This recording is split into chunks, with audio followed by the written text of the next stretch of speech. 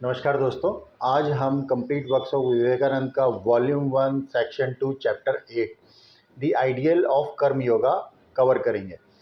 ये जो चैप्टर है ये कर्म योगा जो 1.2 सेक्शन है उसका लास्ट चैप्टर है।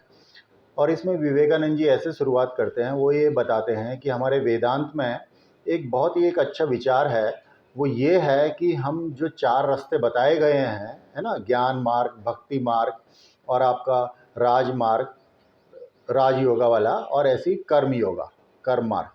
तो ये चारों मार्ग एक ही जगह आगे मिलते हैं और ये बहुत ही प्योर और बहुत ही अच्छा विचार है और ये सच है।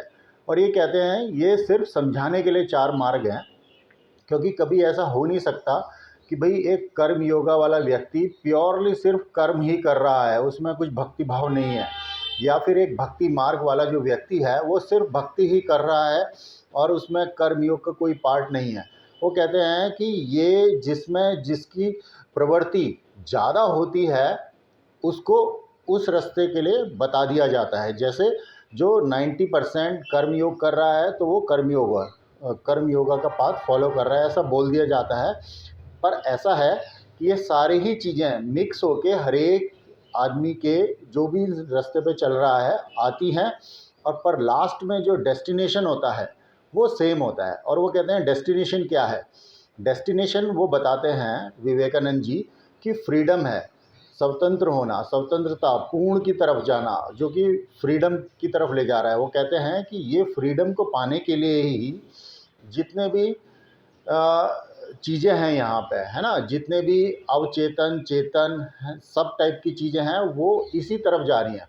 वो कहते हैं जैसे ये देखिए आप कि धरती सूर्य से दूर जा रही है फ्रीडम के लिए, है ना, और चंद्रमा धरती से दूर जाने की कोशिश करता है फ्रीडम के लिए।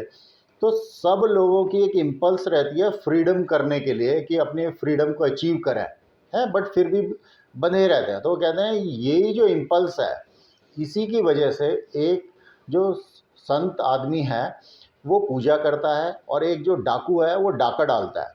वो कहते हैं देखिए इम्पल्स तो सेम है फ्रीडम पाने की। जैसे जो संत को चाहिए था वो बॉन्डेज से फ्रीडम चाहिए थी, है ना, तो वो तो पूजा कर रहा है। और डकैत जो है उसको फ्रीडम चाहिए थी अपने दुख से, जो पैसे की कमी थी वो उससे फ्रीडम पाने के लिए डाका डाल रहा है। तो कहते हैं देखो इम्पल्स तो सेम है, सबकी इम्पल्स उसी तरफ ले जा रही है, पर जहाँ पे वो चीज़ एक लाइन ऑफ एक्शन गलत आ जाता है, वो प्रॉपर नहीं होता सोसाइटी के लिए, उसको हम एविल कह देते हैं। और जहाँ पे वो लाइन ऑफ एक्शन अच्छा होता है और एक हाई होता है और प्रॉपर होता है, वहाँ पे हम उसको गुड कह देते हैं। जैसे जो संत कर रहे हैं वो गुड है, जो डकैत कर रहा है वो गलत है, ऐसे वो बताते हैं। फिर वो ये समझाते हैं पर दोनों ही उसी इम्पल्स से काम कर रहे हैं जो कि स्ट्रगल फ्रीडम की तरफ जाने के लिए सारी चेतन अवचेतन सारी चीज़ें उसी तरफ जा रही हैं, ऐसा विवेकानंद जी समझाते हैं। आगे विवेकानंद जी बताते हैं कि हर एक धर्म में ये जो आदमी फ्रीडम की तरफ जाने की जो कोशिश है ना, ये हर एक धर्म में ऐसे समझाई जाती है कि अगर वो अनसेल्फिश वर्क कर रहा है तो ही वो उस तरफ जा रहा है। तो कहते हैं जब एक आदमी अनसेल्फिश वर्क करता है तो उससे वो ब्रह्मांड के साथ मिल जाता है, और फिर उसका जैसे जो वो मिस्टर सो एंड सो था पहले वो अब नहीं रहता। उसकी जो खुद की आइडेंटिटी है, उसकी बॉडी की आइडेंटिटी ये सेल्फलेस वर्क करने से चली गई, तो वो अनंत और फिर वो फ्रीडम ऐसे पा रहा है। तो वो कहते हैं कि भले ही धर्म कोई भी हो, हम इसको ऐसे मान लेते हैं कि भाई मोरालिटी की डेफिनेशन हर एक धर्म में ये आती है कि जो आपको सेल्फलेस वर्क आपको हमेशा फ्रीडम की तरफ लेके जाएगा, और जो सेल्फिश वर्क है वो इससे दूर लेके जाएगा, ऐसा वो बताते हैं। और फिर वो ये कहते हैं कि जो कर्म योगी है ना वो इसी तरीके से सीखेगा, हमेशा इसी तरीके से सीखेगा और सीखता भी है। वो कहते हैं कि वो हर चीज़ को करके खुद को सुधार के खुद को प्यूरिफाई और परफेक्ट बनाने की कोशिश करता है जब वो सेल्फलेस काम करता है। और वो ये कहते हैं कि अगर किसी कर्म योगी को ना इसकी ज़रूरत नहीं है कि वो भगवान को माने, हैं, या फिर वो कोई बुक्स पढ़े या कुछ, मतलब जो बाकी ज्ञान मार्ग और भक्ति मार्ग वाले ज़्यादा फॉलो करते हैं उसको, उनकी इतनी ज़्यादा ज़रूरत नहीं है। उसकी जो मेन ज़रूरत है वो ये ही सेल्फलेस वर्क की है जो उसको फ्रीडम की तरफ लेके जाती है, ऐसा विवेकानंद जी बताते हैं। आगे विवेकानंद जी बताते हैं कि ये जो कर्मयोगी द्वारा किया हुआ काम है ये आखिर है क्या? क्या ऐसा अच्छा काम है जो कि वो कर रहा है? हैं? क्या वो ऐसा अच्छा वो ऐसे कहते हैं कि वो संसार के लिए क्या ही अच्छा कर सकता है? क्योंकि अगर आप इसको ऐसे देखिए कि अगर आप किसी आदमी की भूख मिटाते हैं तो वो बाद में फिर से भूखा हो जाएगा, किसी की डिज़ीज़ हटाते हैं तो कोई और रोगी हो जाएगा। वो इसको कहते हैं कि भाई ये जो संसार है ना ये ऐसे ही परफेक्ट है, ये भी आपको समझ लेना चाहिए। वरना आपकी जो पहले की सभ्यताएँ थी ना, जो इजिप्शियंस थे, रोमन्स थे, हैं? जैसा उन्होंने जिया वैसा ही अमेरिकन्स भी जी रहे हैं। ऐसा कुछ नहीं है कि भई पहले पेन ज़्यादा था और हैप्पीनेस कम थी, या फिर अभी हैप्पीनेस ज़्यादा है और पेन कम है। वो कहते हैं ये जो मिक्स है पेन और हैप्पीनेस का, ये हमेशा ही रहेगा। ऐसे ही संसार परफेक्ट है और किसी के गुड करने से ये क्लियर, जैसे कि हम पहले भी करते आए हैं, ये चेंज नहीं होने वाला। और कुछ परमानेंट हैप्पीनेस ऐसे संसार में नहीं आ सकती कि भी ये संसार में कोई परमानेंट हैप्पीनेस जोड़ दे, ऐसा विवेकानंद जी बताते हैं। विवेकानंद जी आगे बताते हैं कि जैसे कि हम इस संसार में हैप्पीनेस नहीं जोड़ सकते, वैसे ही हम पेन भी नहीं जोड़ सकते। मतलब खुशी और दुख, सुख और दुख दोनों ही हम संसार में जोड़ नहीं सकते, हम सिर्फ काम कर सकते हैं। वो ये कहते हैं, इसको ऐसे देखिए कि अगर हम एक साइड में कुछ डालेंगे तो वो दूसरी साइड शिफ्ट हो जाएगा। जैसे कि पहले की सभ्यताओं में भी कुछ लोग स्वस्थ थे, रोमन्स, इजिप्शियन जो पहले के लोग थे, हिस्ट्री बताती है, कुछ स्वस्थ थे, हैं, कुछ को डिजीज़ थी, हैं, कुछ के पास पैसा था, कुछ के पास पैसा नहीं था। तो यही चीज़ें अभी अमेरिकन्स में भी हैं। और भले ही कुछ अच्छे लोगों के द्वारा कुछ आविष्कार हुए हैं, उनसे जो अगर हम कहें कि उनका फिजिकल पेन कम हो गया है तो मेंटल लेवल पे आ गया है। तो कहते हैं एक जगह तुम कुछ करते हो तो वो दूसरी जगह शिफ्ट हो जाता है। और फिर वो इसको ऐसे कहते हैं कि ये तो देखिए हमेशा से ही होता आया है, और इसको हमें ये देखना चाहिए कि ये राइज़ और फॉल होता है। जब जैसे कि आदमी ऑप्टिमिस्ट और पेसिमिस्ट ऐसे बनता है। जो राइज़ में होते हैं वो ऑप्टिमिस्ट को मान रहे होते हैं, जो फॉल की तरफ होते हैं वो पेसिमिस्ट हो जाते हैं। अब ये देखना है कि आप किस साइड से देख रहे हैं।